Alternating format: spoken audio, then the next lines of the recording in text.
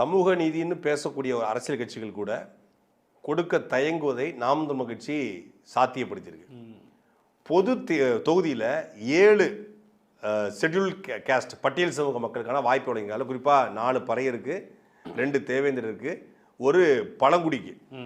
பழனி சட்டமன்ற தொகுதியில், பழனி பொது தொகுதியில் ஒரு பட்டியல் சமூகத்தை சார்ந்த பழங்குடி சமூகத்தை சார்ந்த ஒரு பெண்ணை நிப்பாட்டுறாங்க. அதை யாராவது பேசியிருக்காங்களா? பேசல.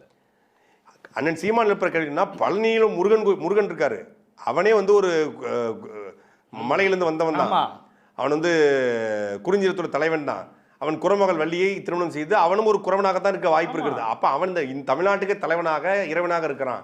அப்படிப்பட்ட பழனியில் பழங்குடியின பெண் வந்து நிற்கக்கூடாதாங்கிற கேள்வியோடு அங்கே நிப்பாட்டுறாங்க.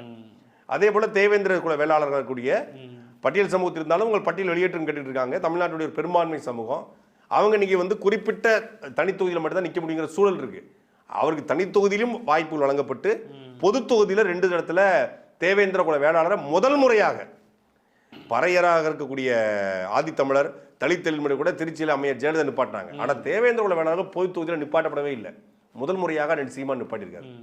அதே போல 4 ஆதி தமிழ் குடியக்கூடிய பறையர் சமூக மக்களுக்கு பொது தொகுதியில் வாய்ப்பு கொடுத்துருக்காரு. இதுதான் பேசியிருக்கணும்.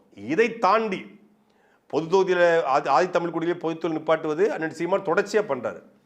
அதையெல்லாத்தையும் தாண்டி தமிழ்நாட்டில் புறக்கணிக்கப்பட்ட ஒரு சமூகம் பண்டாரம் சமூகம், கிட்டத்தட்ட எப்படி வச்சாலும் 20 லட்சம் பேர் இருப்பாங்க. நம்மளுடைய கோவில்களில், நம்முடைய முருகன் கோவிலாக இருக்கட்டும், நம்முடைய பெருமாள் கோயிலாக இருக்கட்டும், ஊர்ப்புறங்களில் கூடிய நம்முடைய குலதெய்வ கோயில், அம்மன் கோயிலாக இருக்கட்டும், தாந்தியம்மன் கோயிலாக இருக்கட்டும், இல்லை வந்து முத்தாரம்மன் கோயிலாக இருக்கட்டும், எல்லா கோவிலையும், வெக்காளியம்மன் கோயிலாக இருக்கட்டும், எல்லா கோவில்லையும் யார் அங்கே பூசாட்டின்னு பார்த்தீங்கன்னா நம்முடைய பண்டாரங்கள். இன்னைக்கு வந்து தமிழ் வளர்ப்பது யாருன்னா அந்த பண்டாரங்கள் தான். காலகாலமாக வந்து கோவிலை பாதுகாத்து, கோவில் சொத்துக்களை பாதுகாத்து,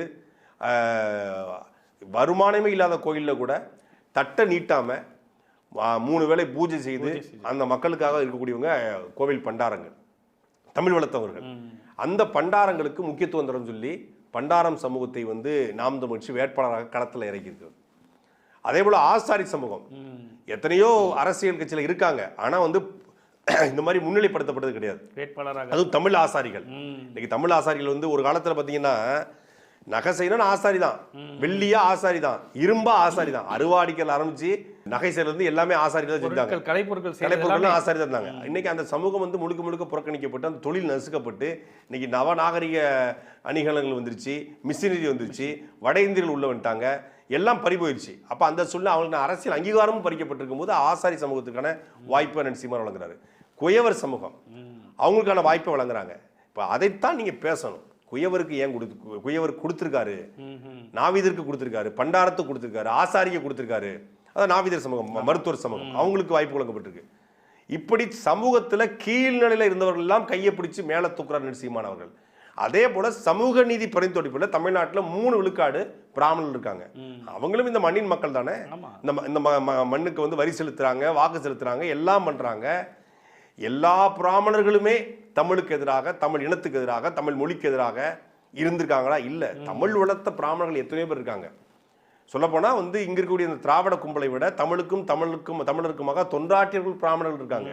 அப்படி அந்த அடிப்படையில் ராமானுஜர், பரிதிமார் கலைஞர், உவை சாமிநாதர் ஐயர், பாரதியார், வைத்தியநாத ஐயர், ஈரோட்டு லட்சுமண ஐயர், தன்னுடைய சொந்த சொத்துக்களை ஏழை எளிய மக்களுக்கு கொடுத்த லட்சுமண ஐயர், சுப்பிரமணியம் சிவா, இப்படி 7 பேர் இருக்காங்க. இந்த 7 பேர் பெயர்லையும் ஒவ்வொரு சீட்டு வழங்கணும், ஆனால் 6 தான் கொடுக்க முடிஞ்சிருக்கு, இடம் இல்லைன்னு சொல்லி அந்த 6 பிராமணர்களுக்கான சீட்டு கொடுத்துருக்கான ஜஸ்டிஃபிகேஷனை ஏன் கொடுத்தேன் என்பதை இந்த மாதிரி இந்த மண்ணுக்காக, இந்த மொழிக்காக, இந்த இனத்திற்காக, இந்த மக்களுக்காக பாடுபட்ட இத்தனை பேர் இருக்காங்க. இவங்க ஒவ்வொருத்தர் பேர்லையும் ஒவ்வொரு சீட்டு. சொல்ல போனா பாரதியாருக்கு வந்து 234 பாரதியாருக்கு தான், அவனுக்கு நிகரங்க வேற எவனுமே இல்லைன்னு சொல்லி சீமான் அவர்கள் வந்து நேற்று கூட்டத்தில் பேசி, அடுத்த முறை வந்து 7 சீட்டு கொடுக்க முயற்சி பண்றேன், இந்த முறை 6 கொடுத்துக்கிறேன், நான் 6 கொடுத்த பேசுறது நீங்க, இதையும் கொடுத்துருக்கிறேன், இதையும் பேசுங்க அப்படிங்கிற கேள்வியும் அந்த கூட்டத்தில் எழுப்பியிருக்காங்க. எப்படி புறக்கணிக்கப்பட்ட சமூகங்களுக்கெல்லாம் கொடுக்கப்பட்டிருக்கிறதோ அதே போல தமிழ்நாட்டினுடைய இன்னொரு முக்கியமான சமூகம் நாட்டுக்கோட்டை செட்டியார், நகரத்தார்னு சொல்லுவாங்க, தமிழ் செட்டியார்கள். இவங்க புறக்கணிக்கப்பட்டிருக்காங்க. அரசியல் கட்சிகள் இருக்காங்களே ஒழிய, ஆனால் சட்டமன்ற உறுப்பினர்களாக இருக்காங்களா அப்படிங்கிற கேள்விக்குறி இருக்குது. நாம் தமிழர் கட்சி அவர்களுக்கான வாய்ப்பையும் வழங்கியிருக்குது. கிட்டத்தட்ட காவிரி பூம்பட்டது தான் அவருடைய வரலாறு தொடங்குது. ஒரு மிகப்பெரிய வாணிப சமூகம். நீங்கள் வந்து சிங்கப்பூர், மலேசியா போன்ற நாடுகளுக்கு போனால் அந்த பர்மா போன்ற நாடுகள்லாம் வந்து இவர்களை பார்த்து வளர்ச்சியை பார்த்து அந்த அரசாங்களே ஒரு காலத்தில் நடுங்கியிருக்காங்க. அப்படிப்பட்ட ஒரு பெரும் சமூகம் அரசியலில் புறக்கணிக்கப்படுது. அப்படிப்பட்ட சமூகத்துக்கும் நான் சீமானவர்கள் வாய்ப்பு வழங்குறாரு. இப்படி எந்தெந்த சமூகங்கள்லாம் தமிழ்நாட்டில் புறக்கணிக்கப்படுதோ அந்தந்த சமூகம்லாம் தேடி தேடி நான் சீமானவர்கள் வாய்ப்பு வழங்கிருக்காங்க. அதையெல்லாம் பேசாத இந்த வாடகை வாய்கள், இந்த சோகோல்டு முற்போக்காளர்கள், திராவிட கும்பல் வந்து சீமான் எப்படி பிராமணர் கொடுத்தாருன்னு கேள்வி கேட்டாங்க. அதைத்தான் மொத்தமாக போட்டு நேற்று உடைச்சிட்டாரு.